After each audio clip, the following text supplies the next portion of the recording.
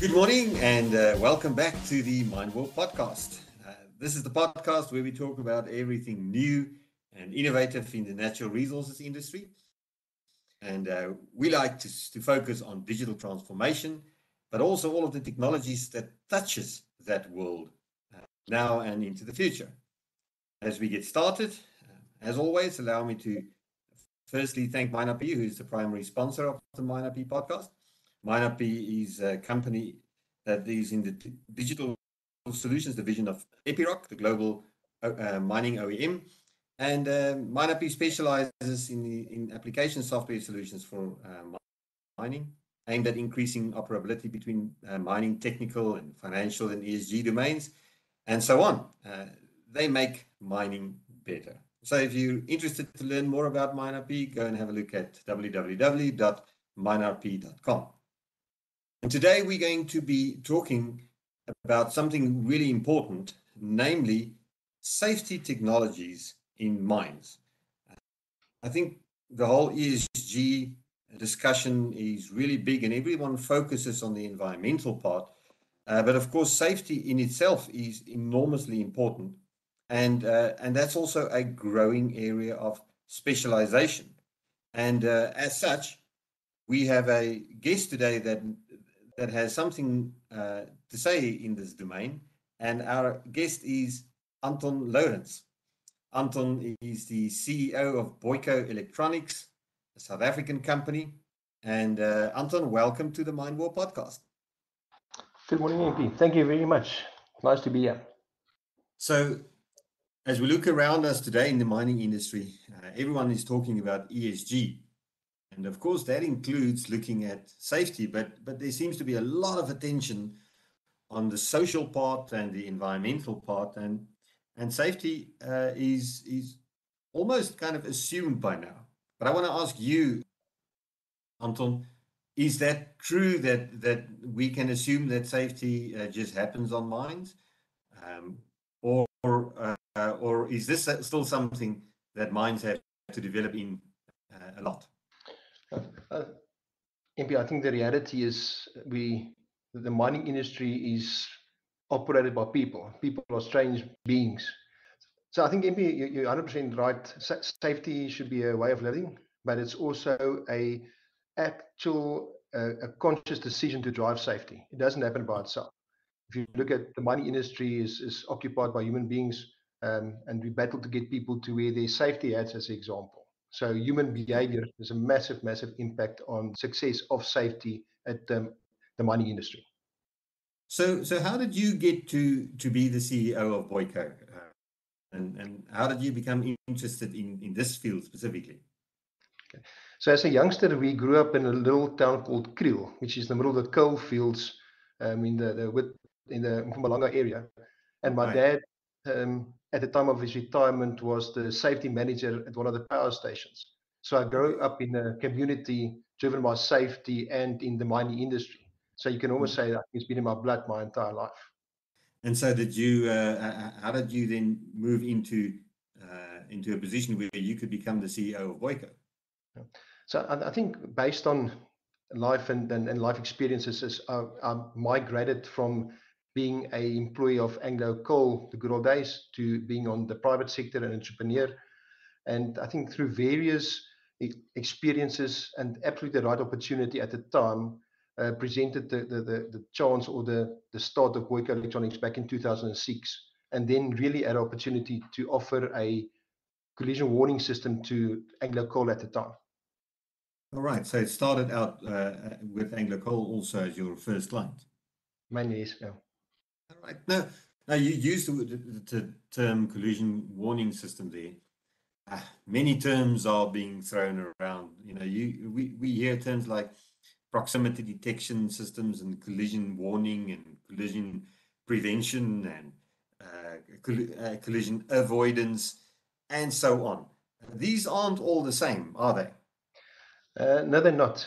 I think if you go back into the history, in terms of where we are today from a detection perspective, the first systems that was available in the market was really collision warning systems, and that goes back to the early 25, 26s.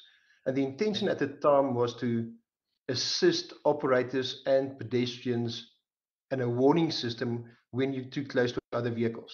And as time developed and as the industry learned lessons and as technology developed, the acronyms changed from CWS to CAS, collision avoidance systems. Currently, it's collision prevention systems. So I think initially CWS was very specific to a warning system. These days the CPS, as it's referred to as a collision prevention system, is really an overall approach that deals specifically with the different technologies and the different deployment based on a mine's risk assessments and significant risk. Yeah, because I guess not all mines have the same requirements. It depends on whether it's highly mechanized or otherwise, and the different kinds of equipment. Whether it's the commercial fleet that's at risk, or whether they've got huge loading and hauling equipment. I assume these things don't use the same kinds of technologies, or do they? Absolutely. I think if you look at the current offering to industry, there's multiple layers of technologies available, and they're also very specific in the application. So if you had to take a typical conventional hard rock mine versus a mechanized hard rock mine, the applications is totally different, requirements are totally different, and there's not a single silver bullet technology out there. So it really comes back to every specific mine's requirements, what they need from a risk perspective as well as operational perspective, to make sure that you actually deploy and implement a system that adds value. So I think that's the most important part. There's got to be a value proposition in deploying all of these systems. Also, the sense is there's so many systems, it just gets too much. That's true. That's true.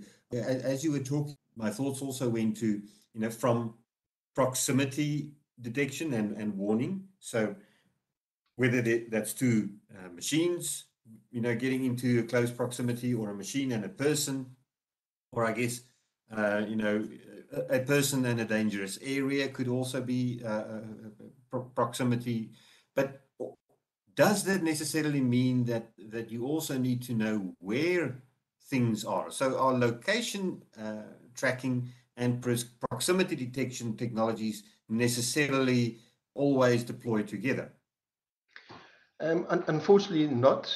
I think from a digitalization perspective, there's real value in being able to say exactly where a person or an object is. But if you go back to when we started, the systems were initially designed to be totally standalone, to say that if there's a man and a machine and there's a potential of an incident, you need to work, irrespective of infrastructure. And I think that's really the big difference when you compare the CPS solutions versus the tracking solutions. You need the infrastructure specifically for the tracking or the location systems. Okay, so with let's say a relative position proximity detection solution, let's say you've got two machines, you can have all the infrastructure you need on the machine itself. You don't need to have external beacons and networks and so on installed, because it's not about the absolute positioning of that machine in space, but much more about its relative proximity to other machines in the environment or people. Absolutely, 100% correct. It's all about relative position. I noticed also that there seems to be a body that emerged called the Earth Moving Equipment Safety Roundtable. I know that there's an acronym for it, but I've got no idea how to pronounce that. And on your website also, you talk about the fact that your technologies are adequate or designed to operate at level 7, 8, 9, or levels 7, 8, and 9. Can you tell us a little bit more about what makes that special? That's a very good question. So I think that the background is IMERST has been around long before PDS was. And IMERST is actually an organization that's trying to build best practices globally to support the mining industry. And in all the research and the work they did is they put the hierarchy of controls together from a level 1 to level 9, where the administrative controls lives in level 1 to 6, and then the PDS functionality lives in level 7, 8, and 9. And then simply put, a level 7 system gives a operator or pedestrian a warning of a potential threat. At a level 8, we actually advise the operator to say, we're able to detect a threat in the front, so slow down or stop. And then ultimately at a level 9, engineering control, where the sensing technology from a PDS perspective interfaces with the control system of the actual vehicle, whereby it's brought to a controlled and a safe stop or slow down, whatever the current or that specific scenario requires. Okay, so in layman speak, it would be like, on the one hand, my car having some kind of sensor that tells me there's something in front of me, to it being able to suggest, because there's something in front of you, you'd better start slowing down, or don't change lanes now because there's something approaching you from behind on your right, or something like that. And then lastly, that level 9 would be that the car actually stops by itself, or me from changing lanes, or suggests very sternly that I shouldn't. Is that more or less correct? Absolutely. I think you've chosen a very good comparison. So if you take a motor vehicle's cruise control, in the good old days, you put the cruise on and you drove at 120. With this adaptive cruise control, it gives you a warning to say that there's a vehicle in front. And ultimately, if you don't slow down, it does it for you. So that's literally, as you've said, a good comparison between 7, 8, and 9. So as you look at the mining industry today, are they adopting that level 9 kind of, because that's almost automation, right? Or that approaches safety automation, at least, if not operational automation. Yeah, absolutely. I think what we've seen is, from a South African perspective, initially the deployment of, or the adoption of PDS was driven by safety constraints. It's changed a bit to be driven by legislation. But ultimately, I mean, in this country, we've had mines that's been running level 9 for better part of 5 or 10 years, at different levels of level 9. And ultimately, it is, in my opinion, the foundation for automation. If you're able to control the vehicle, then you're halfway there. And that, of course, means that there's a lot of interaction required between this technology that figures out where I am and what's close to me, and the actual control technology on the machine, which is something that's built by the OEM. And that means that you guys either work very closely with the OEMs, or they hate you. Which one is it? I think it's a combination of both and anything in between. So what we've seen with the new generation of OEMs and new generation of equipment, the interfacing is a lot easier. But I think one of the best things that came out of IMERST and the work done by the committees was the definition and definement of the ISO 21815 standard, because that literally explains how does any PDA supplier in the world talk to any OEM in the world, to make sure that they clear lines of accountability, and there's clear international standard on how the system actually incorporates with each other. Because, some of the first things that I thought of when I thought of this interaction between, let's call it, third-party automation and control and telematic solutions and so on, is, you always think of, but is this going to void the warranty or the guarantee on the equipment? But there's actually something much more important, and that is, who takes responsibility? Is there some kind of liability that now falls to you as a third-party supplier that would have otherwise fallen to the OEM, or is it all still on the operator? How do you approach the boundaries of liability here? Oh, I think that's very treacherous ground and quite tricky, and it depends on the actual installation at the time. So I think what the ISO standard also has defined, apart from the practical communication layers and protocols, how to communicate between each other, it also defines those specific boundaries.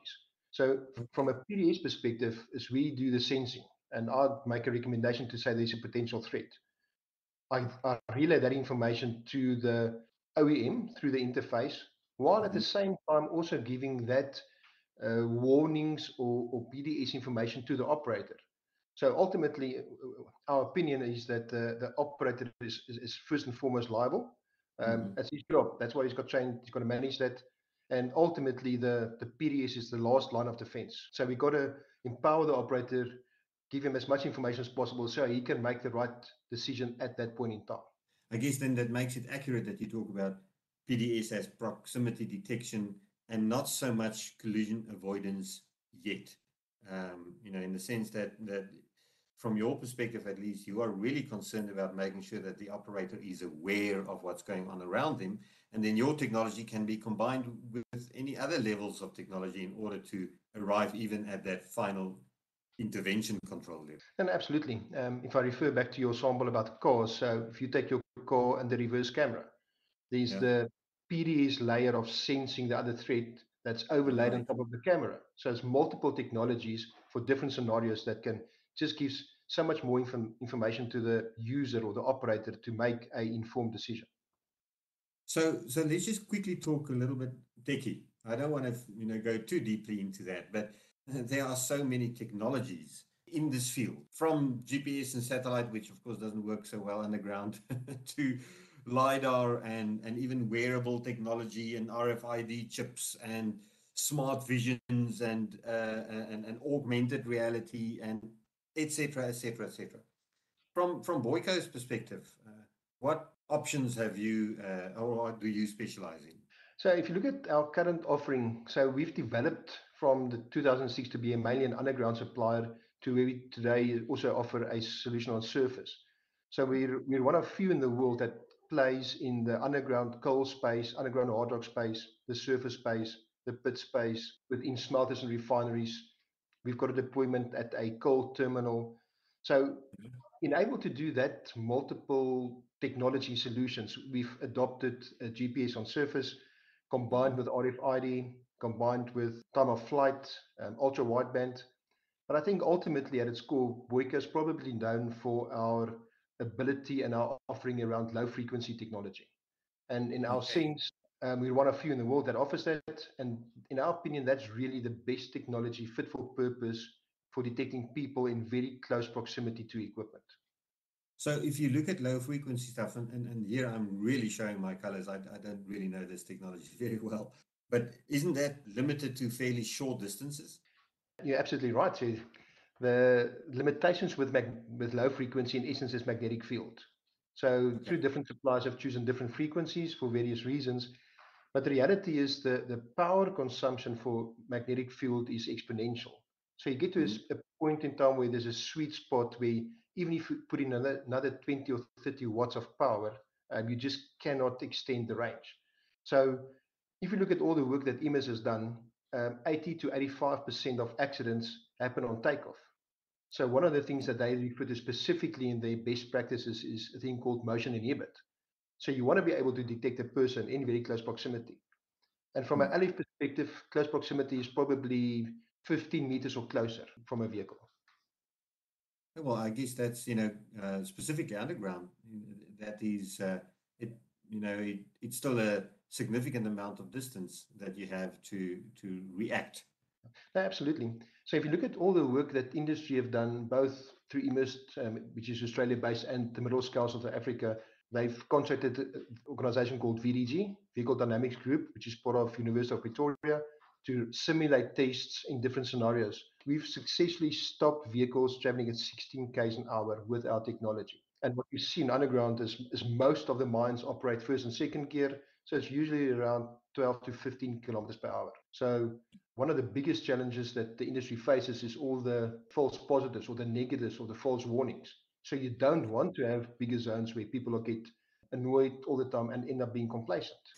And I guess that's where I wanted to go as we kind of near the end of our discussion here, and that is the adoption of these technologies by the actual operators. I remember once reading an article about train drivers and how they would start ignoring signals after a while, and then they had to not only receive a warning but manually cancel the warning in order to make sure that they are actually aware of it and that they show that they are aware of it.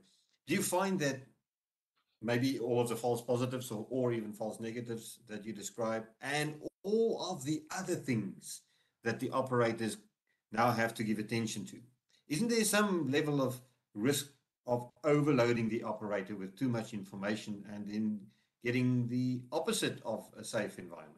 Absolutely. So one of the things that we've really adopted and we believe in is what we call the integrated approach.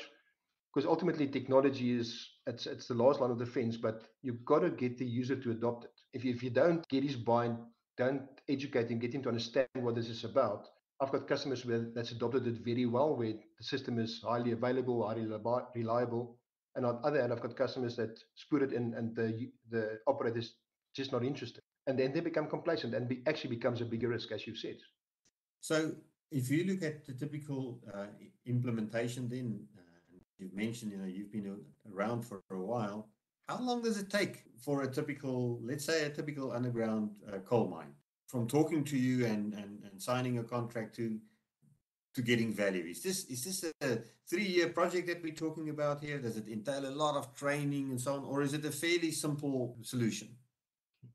So our approach would be it should be as simple as possible, because the second you make it difficult for the customer, they don't support the project. People like easy things. From an approach would be is we would always deploy a level 7 and 8 system first, do massive amount of data capturing, do a review, present that to the customer so they can actually understand what the impact of the technology would have been. So as we said before, the hardware at its core can be deployed across multiple customers, but coal mining that's got a 6-meter board versus a coal mining guy that's got an 8-meter wide board, they would have different zone settings, as an example. So we would come in with a recommendation based on all our lessons, and then we would run this for 2, 3, 4, 5, 6 weeks and represent to the guy and say, listen, if we improve this or change that, there would definitely be a reduction in false positives and then a potential increase in production. So coal mine project should take less than a year, worst case. Okay, so you kind of work with the client to on a value journey to get them to where they want to be without having to wait for 3 years before they get anywhere. Absolutely. And typically what we've also seen is from a customer perspective, most of the time or all of the time, this should be driven by risk assessment and significant risk. And all of the time, your primary fleet would be your highest risk. So that's where we would start so that there's immediate benefit in deploying the solution. Anton, sounds like Boyko is doing a lot of good work. It's been a pleasure having you on MineWarp. Thank you so much. Time has just flown by, as it normally does. So as we come to the end, I always ask my guests, what's on your bedside table? And so what are you reading? Thank you, MP. Yeah, so I'm currently busy with a book called Tech Adjacent, which by author of Mushambi Mutuma, that talks about tech and the quick revolution of technology. I mean, you can't keep up. So you've got to be very close to what's happening without necessarily knowing all the detail of it. I mean, Boyko is electronics, is a technology company, so we've got to be abreast of what we're busy with. So very, very interesting read. Oh, sounds great. We'll be putting that on our website as well. So as we go and distribute the podcast, then Janri, who's our editor, she will make sure that that all of the books that our esteemed guests reference are available. So you can all just go to www.minerp.com and you'll find that. Anton, thank you so much for your time and all the best as you go into the last bit of 2022. Can you believe it? And then with all the new plans in 2023. Maybe thank you very much. It was an absolute pleasure talking to you.